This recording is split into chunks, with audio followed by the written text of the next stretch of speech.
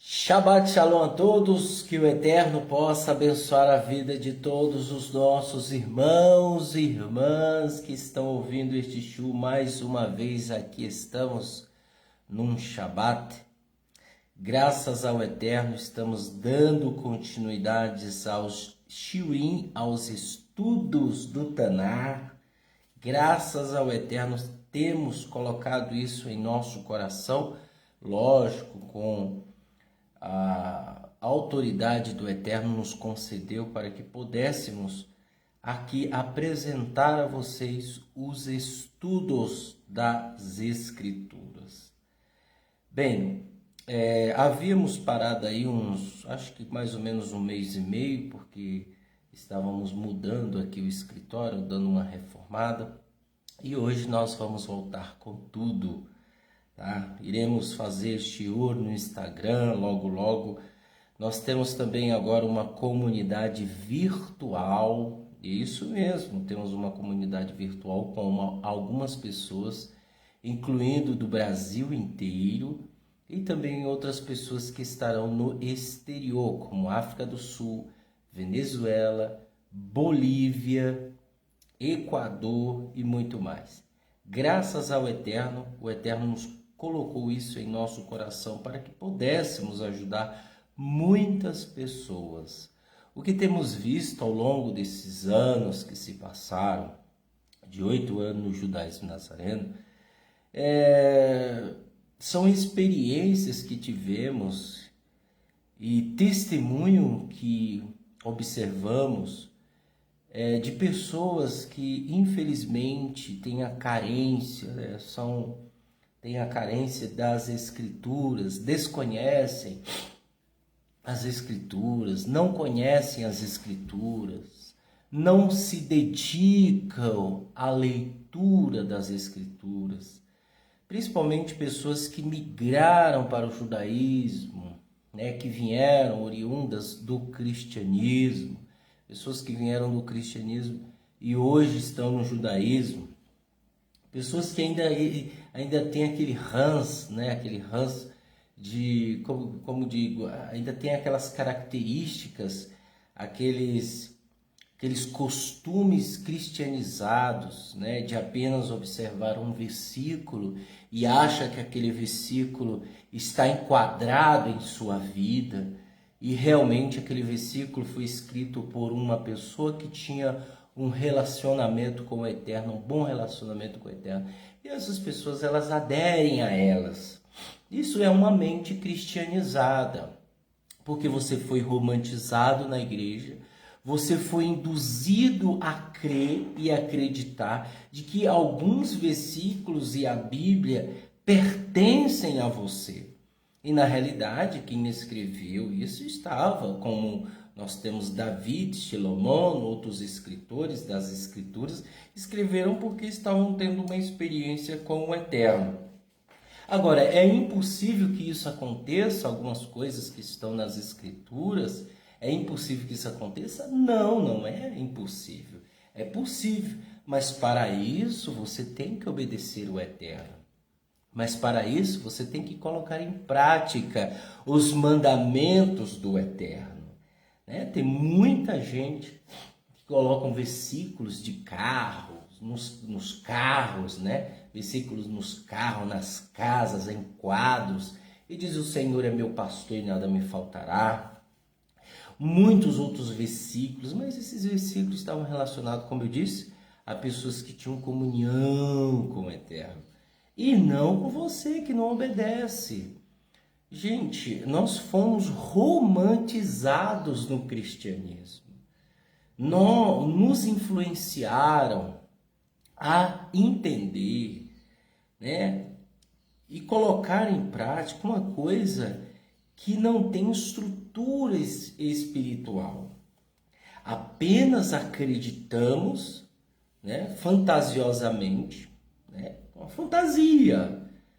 Não estou dizendo que o crer, que o observar, o obedecer não fazem parte, tá, gente? Você tem que crer e obedecer e praticar. Os requisitos andam eles andam de mãos dadas, esses requisitos. Eles estão em harmonia. Se você só apenas acreditar, você só está acreditando, mas você não está obedecendo. É diferente, é duro falar isso, mas é uma verdade. Queira você sim ou não, é uma verdade. Então as pessoas foram romantizadas a esses costumes. E elas vêm ao judaísmo com esses costumes, com essas fábulas, com esses tipos de crenças que não existem nas escrituras. Bem, nós estamos aqui lendo o Taná e nós estamos observando o quanto aquele povo da época de Israel sofreu, o quanto aquele povo da época de Israel tem sofrido perseguições, guerras. Por quê? Por causa da desobediência. A mesma coisa será conosco se nós desobedecermos ao Eterno. Então é necessário, eu sei que não é fácil, mas é necessário colocarmos a nossa casa espiritual, a nossa vida espiritual no prumo, ou seja, no caminho. Curte-nos caro ou não, mas temos que colocar no caminho. Vamos perder? Temos que perder. Disse Yeshua, aquele que quiser seguir-me, coloque, pegue sua cruz, o seu madeiro e siga-me. Por que ele disse isso? Porque ele sabia que isso é doloroso. Servir ao Eterno é doloroso. É você abrir mão dos seus prazeres. É você abrir mão dos seus fetiches. É você abrir mão dos seus desejos, da sua vida mundana. E isso é servir o Eterno. Agora, não adianta eu ficar com o ensinamento cristão romantizado, e achando que tudo é Deus, que tudo Deus vai se revelar a mim, porque eu sou bambambão, bonitinho, porque eu faço isso, faço aquilo. Não, gente, não é assim não. Não é assim, tá? Você tem que obedecer o Eterno, ter uma intimidade com o Eterno. E é por isso que estamos aqui nesse propósito de obedecer o Eterno. É diferente de alguns líderes que falam um monte de coisa. Mas existe várias maneiras de ocultar a verdade. É não falar delas, no estudo você não fala delas. Você fala apenas aquilo que as pessoas querem ouvir. O que as pessoas querem ouvir? As pessoas querem ouvir aquilo que não façam elas ficarem com raiva, que elas sintam desejos, que elas venham sentir prazeres. É isso, essa é a realidade. Por isso que o cristianismo está cheio. Então, alguns líderes, Rosh, líderes de comunidades messiânicas, nazareno, não são todos, mas a maioria, eles têm se aperfeiçoado nisso. Eles têm negado a verdade, eles têm negado Yeshua. Existem várias maneiras de negar Yeshua. A princípio é não falar dele. Você não falar dele na sua comunidade, você está negando Yeshua. Na realidade, você já o negou, mas você só está indo acostumando o povo a ter outros entendimentos cercados de fábulas e ritos. Então, isso é uma maneira. Então, seja uma pessoa que tenha discernimento de espírito para entender as coisas. Então, alguns mestres ou alguns líderes, que quer que seja, eles se aperfeiçoaram nisso, nesse estilo de maldade que é silencioso, que não dá as caras, que é capcioso. Então, esse tipo de ensinamento você tem que abolir da tua vida.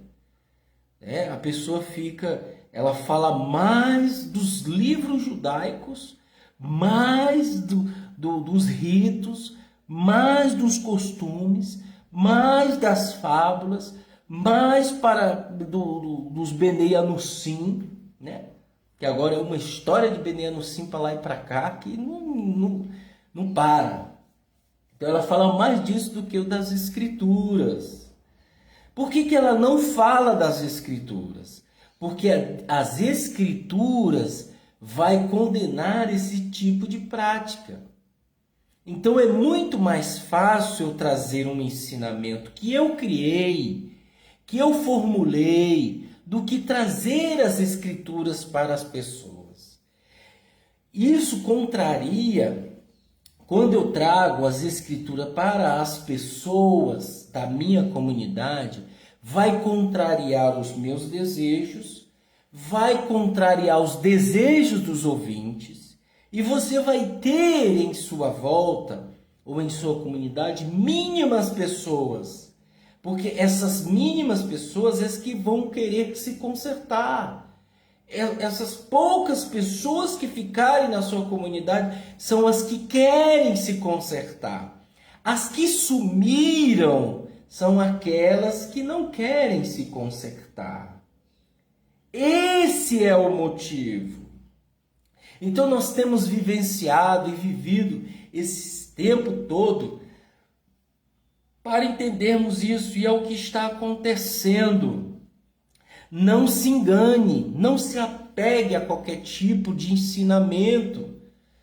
Nós temos aqui batido sempre na mesma tecla. Não se apegue a qualquer tipo de ensino.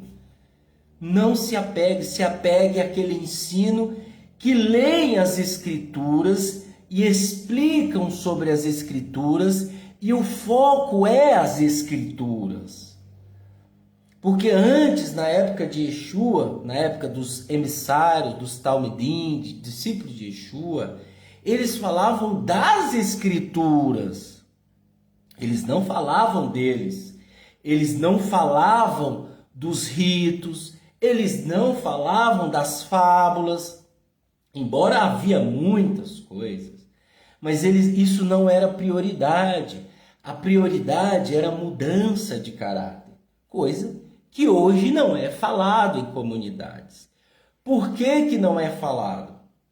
Porque, infelizmente, você vai ter um pequeno grupo de 5, 10 pessoas no máximo, que estarão ali dispostos a ouvir e obedecer a verdade. Então nós temos visto, em harmonia com isso, as Escrituras têm falado, têm mostrado, né? Por isso que nós estamos dando continuação ao livro de 2 Samuel, capítulo 4, capítulo 5, capítulo 6. Nós temos visto quanto o povo de Israel sofreu, né? Nós podemos ver, nós temos alguns doutores, algumas pessoas que se aprofundaram ali na ciência, têm descoberto muitas coisas que, infelizmente, eles não alcançam o número de seguidores como alguns outros alcançam. Tá? Por quê? Porque simplesmente eles falam a verdade. Isso eu estou falando de doutores de ciência, ligado à saúde, né? Nós temos visto isso. E nós temos visto também alguns líderes, que são poucos, que priorizam a verdade, que muito raro, difícil. Se eu conhecer um é muito, dois é demais, mas é muito raro você ver pessoas falando das Escrituras, ensinando, né? Se dedicando à leitura das Escrituras. Nós não vemos isso. Coisa que antigamente era assim.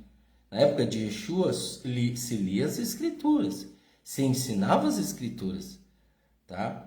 E é por isso que nós vamos ler aí os 3 capítulos, dando continuidade ao livro de 2 Samuel. Nós já lemos já a 1 Reis, já lemos Samuel, já lemos Josué, já lemos até aqui, nós já lemos a Brit Hadashah quase toda.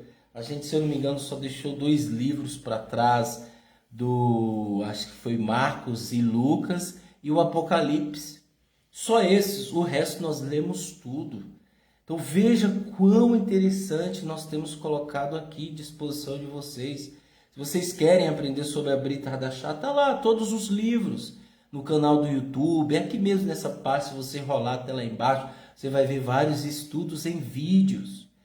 E não é fácil se dedicar, principalmente ao Shabat, para deixar disponível para você. Nós estamos deixando disponível para você ler, entender e compreender. Tá certo?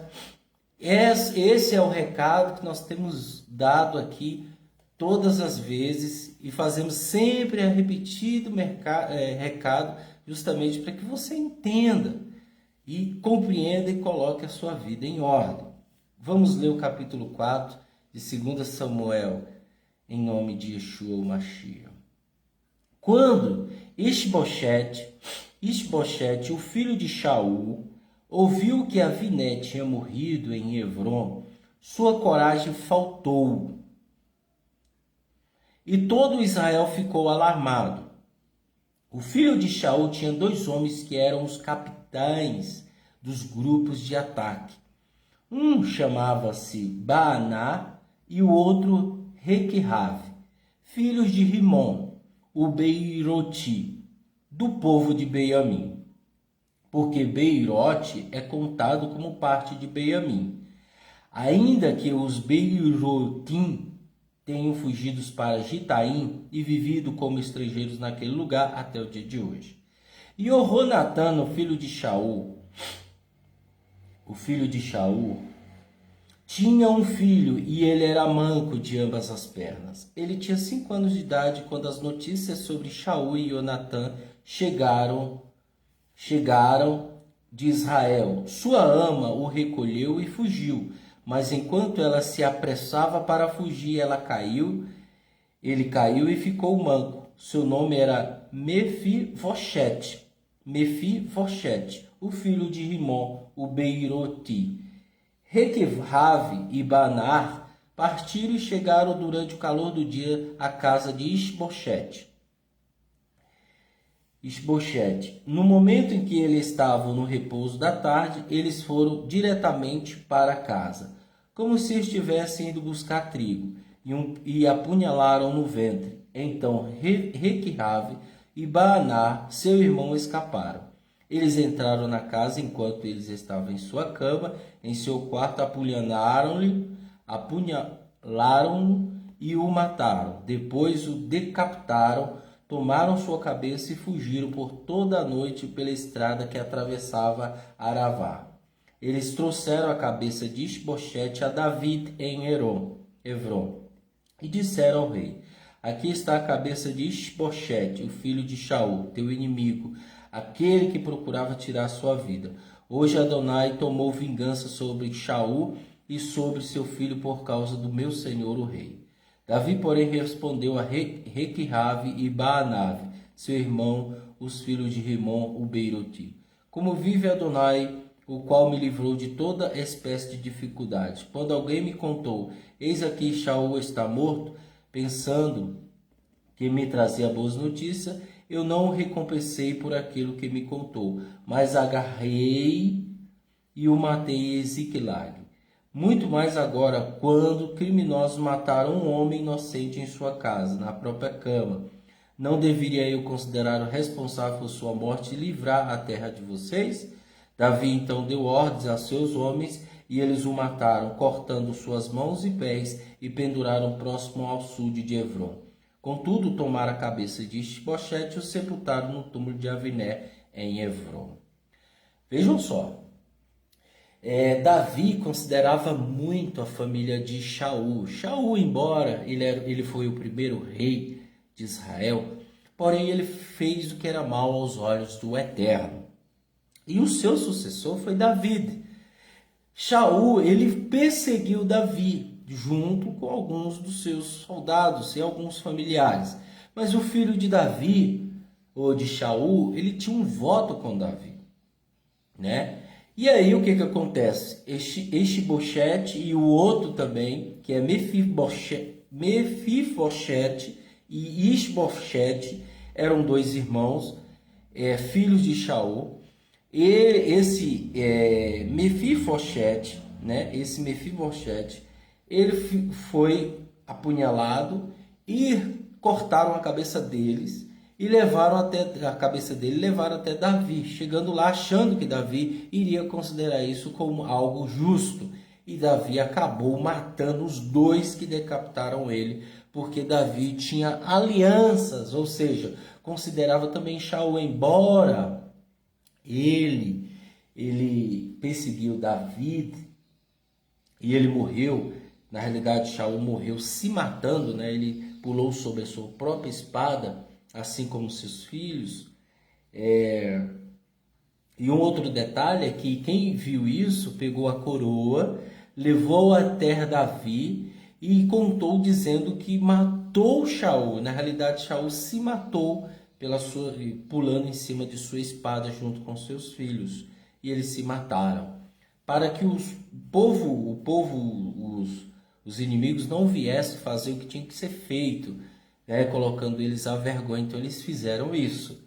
E aí algum soldado, que era escudeiro de Shaul, viu aquilo, pegou a coroa e levou até Davi. Chegou lá, falou que ele que apunhalou porque Shaul deu ordens. E aí ele morreu também por um falso testemunho. E aí nós temos esse outro caso aqui, que eles mataram o filho de Shaul e cortaram a cabeça e levaram até Davi, achando que iriam ser recompensados com isso, e acabou morrendo.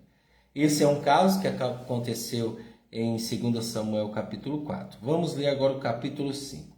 Então todas as tribos de Israel vieram a Davi em Efron e disseram: Nós somos carne de tua carne e ossos dos teus ossos. No passado, quando Shaul era rei sobre nós, era tu que lideravas as companhias militares de Israel. Adonai te disse: Você pastoreará meu povo Israel e será o chefe sobre Israel. Então todos os líderes de Israel vieram ao rei em Hebron, e o rei Davi fez uma aliança com eles em Hebron. Na presença de Adonai, eles ungiram Davi como rei sobre Israel. Davi tinha 30 anos de idade quando começou a reinar e reinou durante 40 anos em Hebron. Ele governou sobre Judá 7 anos e 6 meses em Jerusalém. Ele governou 33 anos sobre todo o Israel e Judá. O rei e seus homens foram a Jerusalém para atacar o Evusi. Os habitantes daquela região, eles insultaram Davi: Você não entrará aqui, até mesmo um cego ou um manco poderia se desviar de você. Em outras palavras, eles estavam pensando: Davi nunca entrará aqui. Entretanto, Davi capturou a fortaleza de Sion, também conhecida hoje como a cidade de Davi. O que Davi disse naquele dia foi: para atacar o Evusi, vocês devem subir a partir da fonte externa. Daquele dia foi a fonte externa da cidade através do túnel de água. Vocês poderão eliminar aqueles assim chamados mancos e cegos, a quem Davi menospreza. Daí a expressão os cegos e mancos que se guardam de entrar na casa. Davi viveu na fortaleza e chamou a cidade de Davi. Então Davi construiu a cidade em torno dela, começando pelo Milo, muralha de terra, e trabalhando dentro dele. Davi tornou-se cada vez maior porque Adonai, o Elohim dos exércitos, estava com ele. Hirão, rei de Sion, enviou mensageiros a Davi com troncos de cedro, e com eles estavam carpinteiros e pedreiros, e eles construíram um palácio para Davi. Davi então soube que Adonai o tinha estabelecido como rei sobre Israel, engrandecendo seu poder real a favor do seu povo. Davi tomou para si mais concubinas e esposas em Jerusalém, depois de vir a Hebron, de forma que ainda mais filhos e filhas nasceram a Davi. Estes são os nomes daqueles que nasceram em Jerusalém: Shamua, Shovav, Natã, Shilmon, Ivihá, Elishua, Nefirgué, Yafia, Elishma, Euiada e Elifete. Quando os filisteus ouviram que Davi tinha sido ungido rei sobre Israel, que eram os filisteus, todos os filisteus subiram à procura de Davi. Ao saber disso, Davi desceu para a fortaleza. Os filisteus vieram e espalharam pelo vale de Refaim. Davi consultou Adonai, perguntando: devo atacar os filisteus? Tu o entregarás a mim? Adonai respondeu a Davi: ataque, eu certamente entregarei os filisteus a você. Então Davi foi a Baal-Peratzim e os derrotou ali. Ele disse: Adonai destruiu por meu intermédio e por mim os meus inimigos, como um rio destrói as suas enchentes. E por isso que ele chamou o lugar de Baal-Peratzim, Senhor da destruição. Os filisteus disseram, deixando ali os seus ídolos, e Davi e seus homens o levaram embora. Os filisteus subiram novamente e se espalharam pelo vale de Refaim. Quando Davi consultou Adonai, ele disse: não ataquem, deem a volta por trás deles e ataquem-nos em frente das árvores de bálsamo. Quando vocês ouvirem o som da marcha do alto das florestas de bálsamo, avance, porque então Adonai estará indo adiante de vocês para derrotar o exército dos filisteus. Davi fez exatamente o que Adonai tinha ordenado que ele fizesse e atacou os filisteus desde Geva por todo o caminho de Gezer. Então veja só, uma característica de Davi era sempre ele consultar o Eterno, coisa que Shaul não fazia no início. Ele foi fazer depois que ele tinha errado, depois que ele tinha feito muitas coisas erradas entre o povo de Israel e contra o Eterno, e aí o Eterno rejeitou. Capítulo 6 diz o seguinte: novamente Davi convocou todas as tropas escolhidas de Israel, 30.000 homens. Vejam só, nós estamos aqui vivenciando uma situação em que Davi tinha que colocar o seu reino nos alicerces, ou seja, tinha que dar continuidade ao reinado de Israel. E é por isso que você vai ver vários inimigos querendo atacar Israel, e Israel sai contra-ataque contra esses inimigos. Então é necessário, tá? É necessário. Continuando, tomando todo o exército que tinha com ele, Davi partiu para Baal-Yehudá para trazer de lá a arca de Deus, na qual se invoca o nome de Adonai de Sevaot, entronizado entre os querubim. Eles colocaram a arca de Deus em um carro novo e trouxeram da casa de Avinadav. Na colina estava Uzá e Arrion, o filho de Avinadav, na construção do carro novo. Eles o levaram à casa de Avinadav na colina com a arca de Deus. Arrion caminhava na frente da arca. Davi e toda a casa de Israel celebravam na presença de Adonai com todo tipo de instrumentos musicais, feitos de madeira de cipreste, incluindo liras, alaudes, tamborins, chocalhos e símbalos. Quando eles chegaram à eira de Naquirron, os bois tropeçaram, e Uzá estendeu sua mão para firmar a arca de Deus. Todavia a ira de Adonai acendeu-se contra Uzá, e Deus o feriu naquele mesmo lugar por sua ofensa, de forma que ele morreu ali, próximo à arca de Adonai. Davi ficou transtornado, vendo que Uzá havia sido destruído por Adonai.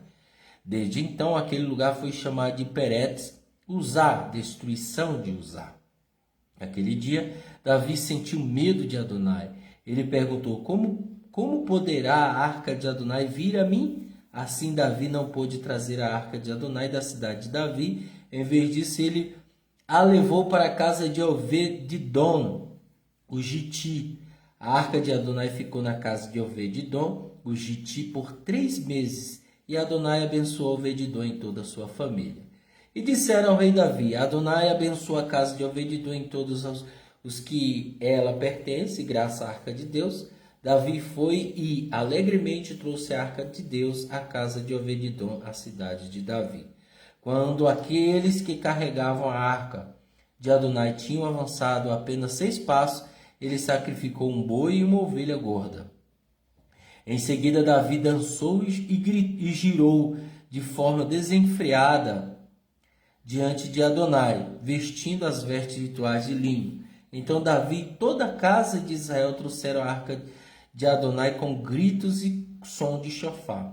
Enquanto a arca de Adonai estava na cidade de Davi, Milquirá, filha de Shaul, olhando da janela, viu o rei Davi soltando e girando diante de Adonai, e ela o desprezou. Uma das esposas de Davi, né? Eles trouxeram a arca de Adonai e colocaram em um lugar dentro da tenda de Davi, que Davi tinha preparado para ela. Davi ofereceu ofertas queimadas e ofertas pacíficas diante de Adonai. Quando Davi tinha acabado de oferecer as ofertas queimadas e as ofertas pacíficas, ele abençoou o povo em nome de Adonai de Sebaot. Bem, vamos fazer aqui um entre parênteses, é o seguinte. Entendam comigo. Quando o Mishkan, que é o tabernáculo, foi erigido por Moisés, lá com o povo de Israel, era um tipo de santidade sublime. Então todo o povo tinha que se manter puro e não impuro. Tanto é que existiam algumas regras relacionadas à pureza. Uma delas era a mulher na época de Nidá. Ela não podia estar no acampamento. Ela não podia se aproximar do santo. Ela não podia se aproximar do tabernáculo, senão ela morreria por causa da sua impureza. Então era necessário que ela se purificasse na época de Nidá, que é a época de menstruação da mulher, durante 7 dias. Depois disso ela se banhava, ela podia voltar para o acampamento e ficar próximo do Mishkan. O outro detalhe era um homem que desperdiçava, ou ele estava na cama, ele tinha um fluxo anormal. Então, se ele tivesse um fluxo anormal, ele estaria impuro. Ele tinha que sair do convívio ali do Mishkan para se purificar. Ele ficava o dia inteiro até a tarde. Depois da tarde, ele podia voltar para ficar com o povo de Israel. O manco não podia se aproximar.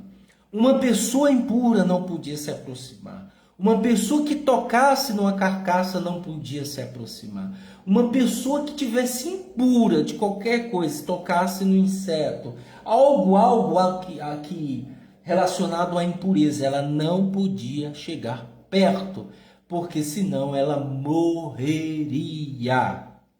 Ok? Quando nós chegamos aqui na época de Davi, esse Mishkan, ele praticamente não existia.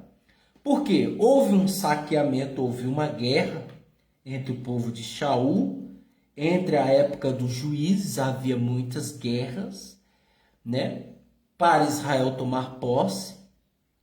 E várias vezes Israel errou. E a santidade de Adonai foi recolhida. O que ficou? Só a arca com essa santidade. Então, era necessário que eles levassem a arca para determinado local, no lugar escolhido pelo Eterno. Não havia ainda o templo. Quem constrói o templo é Silomó, filho de Davi. Ele constrói o primeiro templo. E lá foi levado a arca da aliança. Aqui nós temos uma tenda que será erigida. Sacerdotes irão realizar o serviço da tenda erigida. Porém, aquela santidade que havia com Moshe, não há mais agora. Não há. Embora a arca da aliança, ela vivia em santidade, porque ali pairava a presença do Eterno. Então, o que eu quero dizer uma coisa é o seguinte, entenda comigo. Na época de Moshe era um grau de santidade. Na época aqui de Israel, guerras, conflitos, matança, conquistando, essa época não havia o Mishkan, por causa desses conflitos. Só havia a arca. Estão me entendendo? Esse Mishkan foi erigido novamente, foi colocado para, com o reinado de Davi. Mas Davi não construiu o primeiro templo. Só Salomão constrói o primeiro templo. Com o decorrer, morre Salomão, vem os filhos de Salomão, vem Esdras, vem o exílio. O segundo templo é reconstruído, porque ele foi saqueado pelo rei Nabucodonosor junto com o rei Dário, junto com os babilônicos. E aí ele foi reconstruído novamente. Quando Yeshua chega, esse segundo templo, que é o mesmo, porém é dado segundo templo, por quê? Porque ele foi reconstruído. Quando Yeshua chega, ele encontra um cenário corrupto. Um cenário que a santidade já não operava como antes. Entenderam? Como ele sabia que o cenário que era da época de Moshe não é o mesmo que da sua época, tanto é verdade que ele expulsou os cambistas, os que vendiam, os que faziam da casa de Adonai um covil de salteadores, um covil de ladrões. E é por isso ele encontra aquele cenário. Então os discípulos de Yeshua, junto com a comunidade de Yeshua, sabem que o templo está corrompido. E não é à toa que Yeshua chega e diz, olha, esse templo não ficará pedra sobre pedra. Porque ele sabia que os romanos mais tarde iriam destruir o templo e saquear. E hoje, quando nós vemos o Muro das Lamentações, que é chamado Muro das Lamentações, nós vemos ali uma parte do templo que já se tornou história, porém o templo não existe. Ele não existe.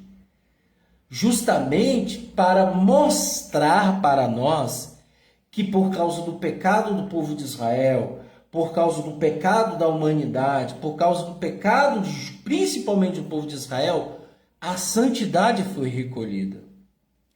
E hoje nós só temos o quê? Para fazer expiação pelos nossos pecados. Nós só temos Yeshua. Ele, por isso que ele disse, não ficará pedra sobre pedra, e nós sabemos que no ano 70, entre o ano 69 e 70, Jerusalém foi pisoteada, o templo foi destruído e saqueado para sempre, e ele não se levantou mais. E durante 2021 anos estamos aí. Então é simples nós entendermos. Então, você que está me ouvindo, não se baseie com regras relativas à época de Moshe e coloque nos dias de hoje.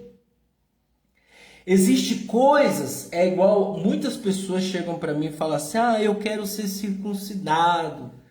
Gente, entenda o que é a circuncisão. Entenda, a circuncisão existe vários requisitos que você deve obedecer. E se você descumprir, você anula a sua circuncisão. Não é só um simples fato de fazer parte do povo de Deus. O simples fato que as pessoas chamam de circuncisão, que é um simples fato para elas, não é um simples fato. Então, existem regras relacionadas à circuncisão que você tem que obedecer.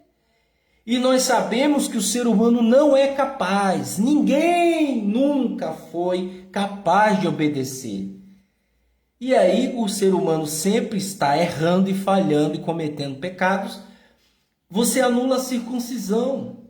E hoje, no século XXI, temos ignorantes querendo a circuncisão, circuncidando seus filhos, circuncidando pessoas porque acham que é o simples fato de pertencer ao povo de Israel, que não é só isso, pertencer ao povo de Israel, genuíno, é obedecer os mandamentos e amar o teu próximo como a ti mesmo, amar o Eterno sobre todas as coisas. Esses são os dois principais mandamentos, disse Yeshua.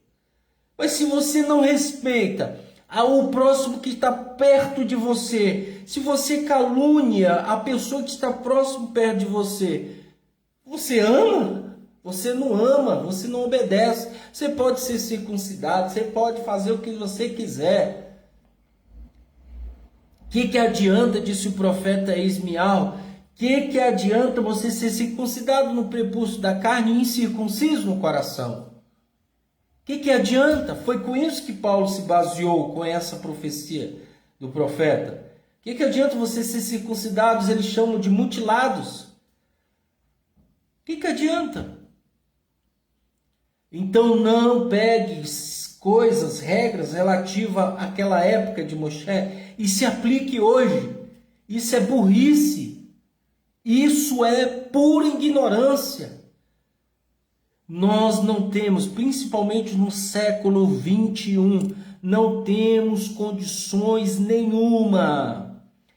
Não temos condições nenhuma de obedecer 100% os mandamentos de Adonai. Não temos, pode ser, por isso que, cuidado com esse estilo de vida. Olha, eu obedeço, olha, eu pratico e obedeço os mandamentos de... Quem fala não obedece coisa nenhuma, é mentiroso.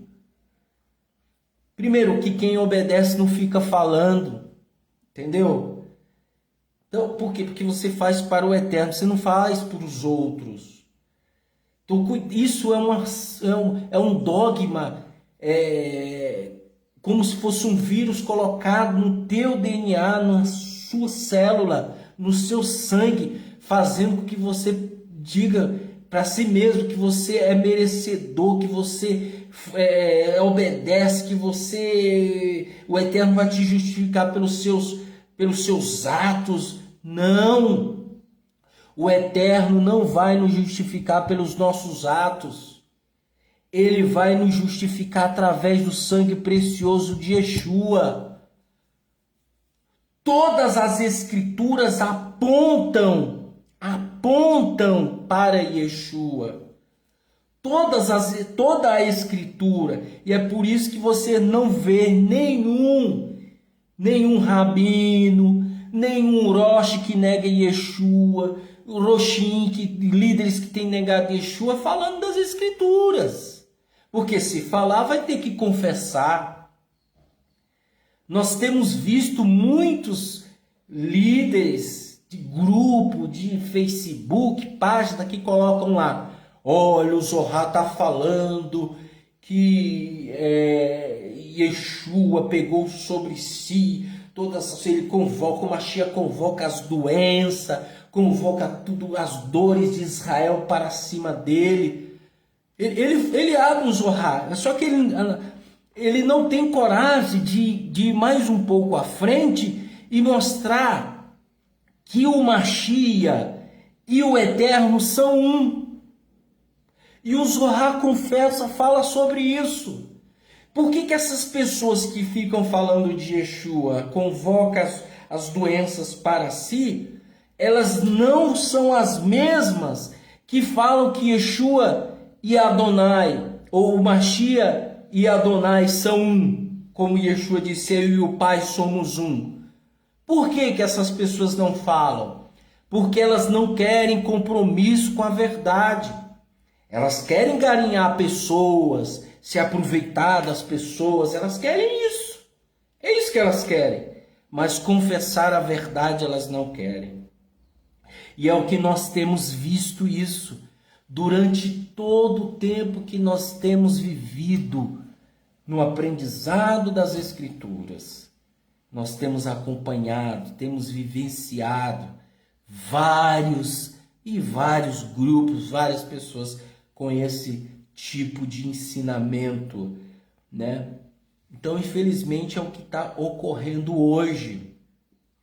Versículo 20 do capítulo 6 diz o seguinte: quando Davi voltava para abençoar a sua casa, Milquirá, a filha de Saul, saiu para encontrar-se com ele e lhe disse: que honra o rei de Israel ganhou para si mesmo hoje, expondo-se diante das escravas de seus servos como qualquer exibicionista vulgar. Davi respondeu a Milca, na presença de Adonai, que escolheu a mim antes que o seu pai e antes que qualquer um em sua família, para fazer de mim chefe sobre Israel, o povo de Adonai, eu celebrarei na presença de Adonai. Eu me farei ainda mais desprezível do que isso e me humilharei aos meus olhos. Mas aquelas escravas que você mencionou me honrarão. Milquirá, filha de Shaul, permaneceu sem filhos até o dia em que morreu. Saul deu para ela, né? E ela achando que Davi estava extrapolando. Na realidade, Davi estava dançando para o Eterno, estava comemorando a vitória de Adonai sobre os filisteus. Então vejam só. Então nós temos visto, isso é a história de Israel. Nós temos aqui uma situação, eu não me recordo o livro que está, se eu não me engano, deixa eu ver aqui. Se eu não me engano, é em 2 Reis. Em 2 Reis, nós temos visto o povo de Israel ficou sem obedecer ao Eterno durante 40 anos. Eles não festejavam, eles não guardavam o Shabat, eles não circuncidavam. Ficou 40 anos, isso lá no livro de 2 Reis, tá? Livro de 2 Reis. Eles ficaram um bom tempo desobedecendo o Eterno. E o Eterno se manteve na sua, né? Mas aí depois veio o resultado dessa desobediência. O Eterno levantou profetas e um deles foi Isaías. E Isaías começou a falar sobre e contra os pecados de Israel, né? Depois de Isaías veio Jeremias, depois de Jeremias veio Oséias, Ezequiel, Oséias, e assim vai. Depois nós temos o Crônicas, aí nós temos os outros profetas, como Daniel, tá? Como Esdras, Neemias, Abacuque, Naum. Então, esses profetas só serviam para corrigir o povo de Israel. Quem era que obedecia? A minoria. Quem era a minoria? Aqueles que eram profetas e aqueles que mantinham o temor do Eterno. E a quantidade só se perdia. E é por isso, o Eterno, sabendo que Israel, juntos, eles iriam prevaricar, iriam se perder, o Eterno os espalha entre as nações e coloca uma chama de desejo no coração de cada um daqueles que foram espalhados. E hoje o Eterno está chamando essas pessoas, está acendendo no coração delas o desejo de servir, o desejo de obedecer. Mas essas pessoas não entendem que elas têm que passar por um processo de purificação. Elas têm que passar por um processo de obediência. Isso é chamado de techuvá. Mas hoje nós temos muitos líderes, juízes da internet, pessoas que estão aí propagando heresia. Nós temos um monte desviando essas pessoas da obediência. Por isso que Yeshua disse, eles não entram e não deixam os outros entrar. Por quê? Porque são pessoas que infelizmente querem o mal, elas querem barganhar. E eu conheço muitos que são assim. Infelizmente esse é um número estarrecedor. Mas é uma verdade que não deixa de ser verdade. Infelizmente estamos vivendo esses dias assim. Bem, pessoal, esse é o shiur de hoje, de Shabat. Próximo sábado teremos mais. Nós iremos ler o capítulo 7, 8 e 9. até acabarmos. Depois nós iremos passar para Juízes, né? Juízes, não, Primeira Reis, quer dizer, desculpa, Primeira Reis, depois Segunda Reis. Primeira Reis e Segunda Reis é muito bom, maravilhoso os livros. Eu espero que você acompanhe. Você que está no YouTube, migra para o Facebook, curta a nossa página lá, né? A Beit Netzer Ephraim. Você vai, curte, e aí você acompanha todos os sábados, né? Você que está ouvindo pela primeira vez, se esforce, né? Busque, compre uma Bíblia, principalmente a Bíblia judaica completa de David Stem. Compre ela, acompanhe, leia, entenda, guarde esse Shabat para você estudar, para você se dedicar, obedecendo o Eterno, né? E é isso. E qualquer dúvida pode nos escrever um e-mail, a gente responde. Tem pessoas que é assim, né? Elas querem escrever um e-mail e ficam perguntando coisas, né? Veja, o ensino das escrituras é didático. Não é para você ficar querendo saber de coisas que... É lógico que as dúvidas serão esclarecidas ao longo do tempo. Não é do dia para a noite que você aprende, meu amigo. Eu estou há 8 anos. Logo de início me apresentaram o judaísmo tradicional, ortodoxo da época. E eu falei, não, está errado. Eu tenho que estudar as escrituras, porque se eu não conhecer as escrituras, como que eu irei entender o judaísmo? Então, tem muita gente que começa pelo judaísmo e acaba se lascando, acaba negando Yeshua. Então eu fui bem didático, fiquei 4 anos, né? Estudei 1 ano inteiro completo, curso, né, que o Tzadok Ben-Dai colocou na época da Torá, acompanhei o ano inteiro, depois me dediquei ao ensino das escrituras, ensinando outras pessoas durante 4 anos, mais 3 anos agora que nós estamos estudando sobre o judaísmo e sua origem. Tá? Então não é correndo, não é que você vai aprender as coisas. É aos poucos, tá? E o Eterno vai te capacitando, te ensinando. Que o Eterno abençoe você, em nome de Yeshua Mashiach, Beshem Yeshua HaMashiach. Amém.